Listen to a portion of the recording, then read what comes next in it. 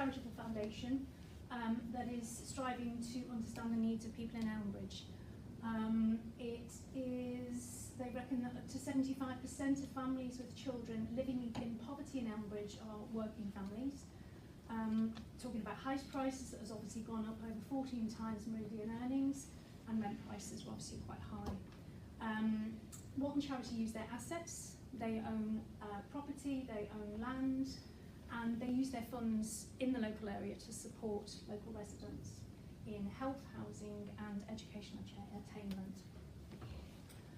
So the charity itself is actually over 800 years old, so it's actually formed prior to the Magna Carta being signed, so it's gone through obviously a lot of transition over that time.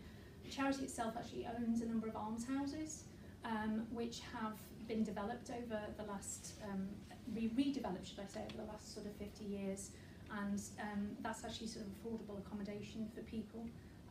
They've recently opened a new property, I think, which is supporting sort of key worker people and families as well. And then in 1935, United Charities brought it all together, and effectively that's Walton Charities we see today. The vision is that Elmbridge community where everyone has the opportunity and support to live a rewarding life free from poverty and inequality. We understand and raise awareness of the impacts of poverty and inequality. Working together with our partners and the community, we initiate and facilitate programmes that deliver tangible and long-lasting improvements to the quality of life of those people living in the borough. So what we do, obviously they provide grants, they look at different types of funding and grants to local charities, schools and organisations. We obviously have the green spaces, so we make our land and beautiful green spaces available for local people and community groups. So as I say, in terms of green spaces, they actually own 4 allotment sites. So you have Terrace Road allotment in Walton, there's the Rydens Road allotment, Home Farm, which is where I am, and there's another one. I should know it, sorry, it'll come to me. Each of those actual, the allotment sites, as I say, they own the land, but they're actually managed by the Walton Allotments Association, so they kind of sort of in the day-to-day managing of it. But obviously, Walton Charity then oversees any issues or boundaries and deals with things like that. So I work out of Home Farm Allotments, which is just based off Rydens Road. I'll go into that in a little bit more in a minute. In terms of the housing, providing independent living for people over 55, which are the almshouses, and also for key workers, and social housing for single people as well. Anybody is local to Walton-on-Thames, you might know the bridge, which is actually sort of situated down on Bridge Road in Walton-on-Thames near where Wilco used to be. It's basically Walton and Hersham, they have a food bank that provides food to over 100 people a week, and the bridge is actually a shop. It's a shop without a till, and it's provided food and wraparound support to over 180 families. I understand that people can sort of register their interest, and then they would possibly be able to, if they were to be involved, to actually come and access the bridge, to be able to come in. It's a little bit like a market in a way, so it's actually got really quite a nice feel to it, and they can come and sort of, I think it's a fortnightly, you can come and actually sort of take food for the family.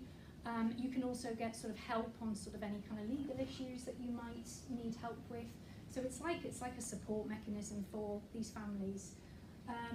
Community buildings. The bridge actually is moving though. It's going to be moving into what used to be Piglet's Nursery or Play Centre, which is out in Hersham. So they're actually going to be moving it and sort of increasing the offer for families in Elmbridge. Obviously community buildings, they provide buildings and outdoor spaces to local communities, including Elmbridge Mencap and Walton Sea Scouts, and they also have an extensive farmland and garden nurseries. Charities House is where Walton Charity is based. There's lots of other charities that are also based there, and it offers accommodation, office space and meeting rooms at low cost rent for other charities, and it's then a hub for them all to sort of work together to support people in Elmbridge.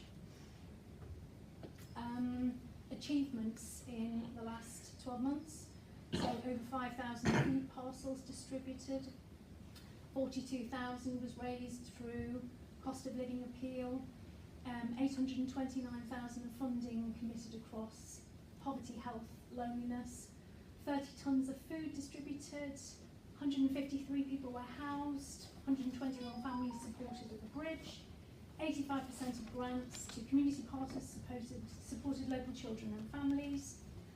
3,940 local people used our community green spaces for exercising, socialising and growing fruit and vegetables. And in terms of sort of the land, the Walton charity does actually own quite a lot of the sort of green spaces. And volunteers contributed over 5,000 hours of volunteering. This is a little video that we will put this on now. Rob is our CEO of the charity, and Anna Clifton will speak as well, just to give you an overview. She's the Community Development Officer, so let you watch that. Is at the Terrace Road Community Allotment, which runs 2 sessions a week, and as she said, it's self-referral, so if anybody is interested, they can register their interest to go. And they are basically, as you say, it's reducing isolation, it's helping with mental health and well-being, and those groups sort of come together, as I say, it's quite a large site. They always stop for a half an hour cup of tea and a chat as well. And I've been going down to assist with those sessions there. They've been running now probably for about 6 years, I think. But the site that I'm on, which is actually over on Rydens Road, as I say, I'm within a part of the allotments. So they're public, obviously, sort of individual allotments. And then at the rear site, we call it the tree canopy, because obviously it's sort of sheltered by some very large, very beautiful mature oak trees. And out of there, we've got Tony, she runs the forest school for children between the ages of 0 and 5. It's her own business, so she pays a peppercorn rent to the charity and actually runs her sessions from there and manages and develops the site. We've then got Kate, who runs Guided Wellbeing, which is sort of adjacent to there. She focuses on supporting young people, so kind of between the ages of sort of 9 and 14. So again, she sort of works with, it's about nature connection, it's about building fires, climbing trees, you know, woodwork. It's just that social side of children, but just getting them off technology. And she calls it the unplugged sessions. So they literally are getting unplugged and getting back in connection with nature. And then you have mine, which is the newest, which is the Space to Grow. As I say, it was funded by Mental Health Investment Fund, NHS Mental Health Investment Fund, and for a period of 12 months initially. I started working with the charity in January, and obviously started making connections out there to find groups and other charities that might be interested in some of their clients actually using the space to support mental health and well-being. Currently I work with 3 regular client groups. One of them is a mental health charity, so I'm working with sort of young adults and older adults. Actually working with Brooklands Technical College as well, supporting some of their SEND students in kind of work experience and vocational, so gardening and horticulture related activities. And then I'm working with a local specialist school, supporting some of their young students as well. It is about getting out in green spaces, it's about connecting with nature. It's about grounding, it's about the feeling that you get and being able to, you know, there is quite a mindful activity actually, gardening, is that you just, if any of you are gardeners, you'll know, just getting your hands in the soil, just connecting with growing or planting a seed or just being in that space, I think it really does have such a positive effect on our mental health and our well-being. And I feel extremely passionate about it. And that the impact on what we've done over the last 6 months, I think, has been, we've had some testimonials which have come back from client gardeners and some of the other organisations we work with, and it's been very positive.